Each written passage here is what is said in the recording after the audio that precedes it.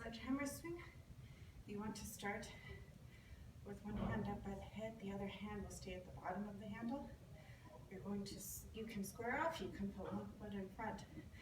The force of the swing comes from the core and the lats. You can add a squat to it to incorporate the glutes and more core. So this is squared off the stance, and I'm too close. You want to be about a foot and a half, maybe 2 feet away from the tire to allow for the swing. So as it comes down, let the handles slide through the hands so both hands end up back here. Then you're going to bring it back towards the body. So right hand stays back, the left hand slides up by the head. The hammer arcs around close to the body. Bring it around. So see, there's a core twist. Up overhead, back down.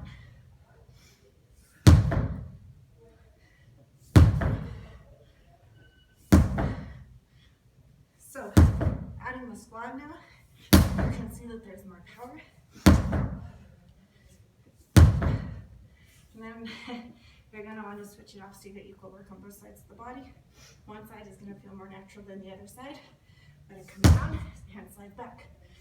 Bring it back, around. Oops.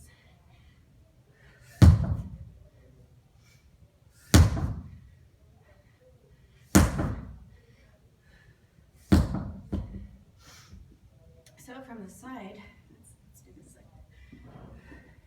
You can see where it contracts the oblique and the lat. Bring it, perfect.